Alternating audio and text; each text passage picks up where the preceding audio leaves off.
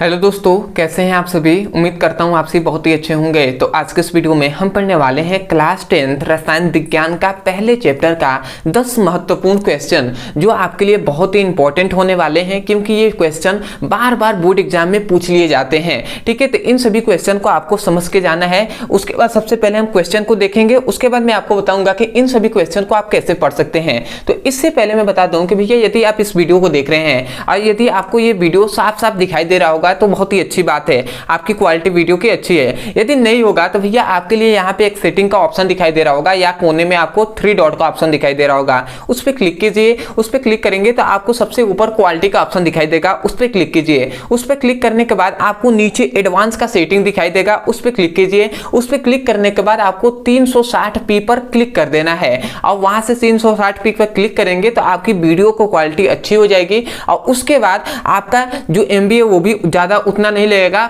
और आपको सभी अच्छे से आपको साफ साफ दिखाई भी देगा।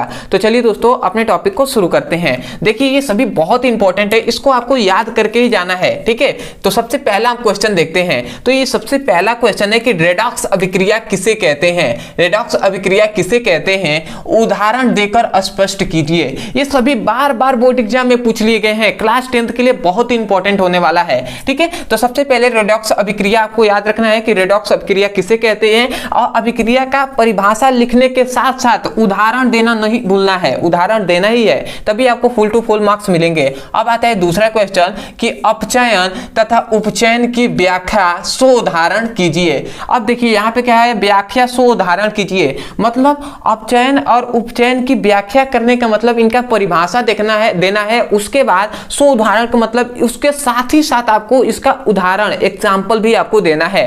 तो इसको आपको समझ में आना चाहिए। ठीक है, तो ये हो गया। अब आता है तीसरा टॉपिक जो भैया क्या होता है, उष्माक्षेपीय या उष्माशोषीय अभिक्रिया किसे कहते हैं। उष्माक्षेपीय अभिक्रिया और उष्माशोषीय अभिक्रिया किसे कहते हैं, ये क्या अर्थ है, उदाहरण दीजिए। मतलब उष्माक्षेपीय अभिक्रिया क्या होता है और उष्माशोषीय अभिक्रिया क्या होता है, इनका परिभाषा देना है और उसके साथ ही साथ इसका एग्जाम्पल भी देना है। ये बहुत ही इंपॉर्टेंट है भैया, तो इसको आपको याद करके ही जाना है। अगला आता है भैया, याद रखेंगे कि ऑक्सीकरण अभिक्रिया को उदाहरण सहित समझाइए। ध्यान दीजिएगा, ऑक्सीकरण अभिक्रिया को उदाहरण सहित समझाने को कहा गया है। उदाहरण सहित, उदाहरण सहित का मतलब कि परिभाषा के साथ साथ आपको उदाहरण देना है। समझाएंगे कैसे, जब इसका परिभाषा देंगे तभी तो ध्यान दीजिएगा, क्वेश्चन आपको घुमा कर सकता है, परंतु आप ऐसे जान जाइएगा कि केवल आपको एग्जाम्पल ही देना है, परिभाषा के साथ साथ एग्जाम्पल देना है। उसके बाद आ जाता है कि योग अभिक्रिया पर टिप्पणी लिखिए। देखिए योग अभिक्रिया पर टिप्पणी लिखने के लिए आपसे पूछ लिया जाता है।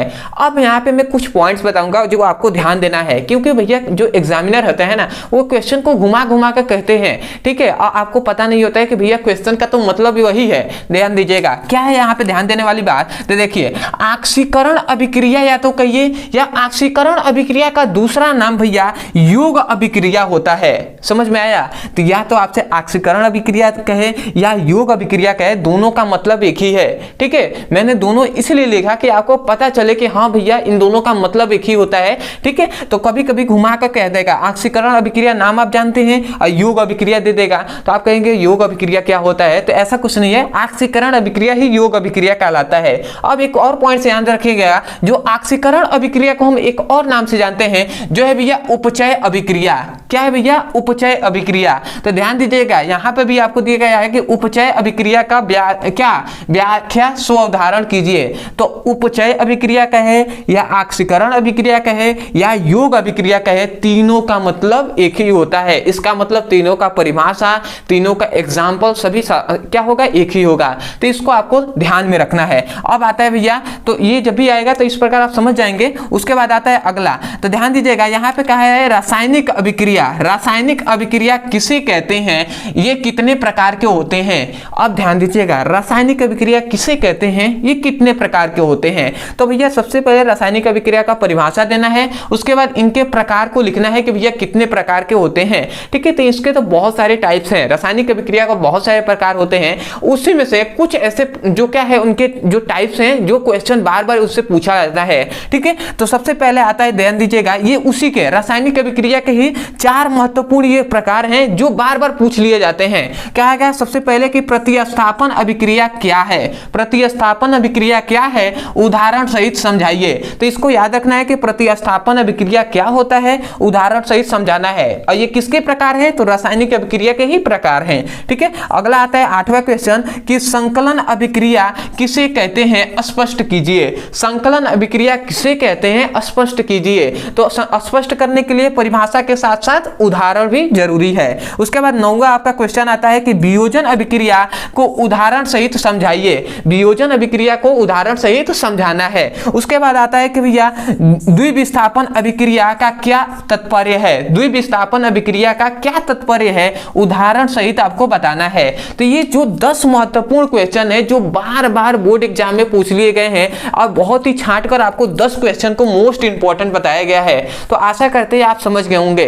अब आपको ये डाउट आ रहा है भैया कैसे अब इन सभी को हम पढ़ें। ठीक है, तो सबसे पहले आपको पढ़ने के लिए 3 तरीके हैं, आपको उसका इस्तेमाल कर सकते हैं। सबसे पहला कि इस वीडियो के डिस्क्रिप्शन बॉक्स में आपको नंबर 1, नंबर 2, नंबर 3 करके आपको नीचे डिस्क्रिप्शन में लिंक दे दिया गया है, उस पर क्लिक कीजिए, एक एक करके जाकर पढ़ लीजिए। दूसरी बात, यदि डिस्क्रिप्शन नहीं पता है तो दूसरी बात है कि मान लेते हैं यहाँ पे रेडॉक्स अभिक्रिया पढ़ना है तो YouTube पे जाइए, लिखिए रेडॉक्स अभिक्रिया, अंग्रेजी में ही आपको लिखना है रेडॉक्स अभिक्रिया।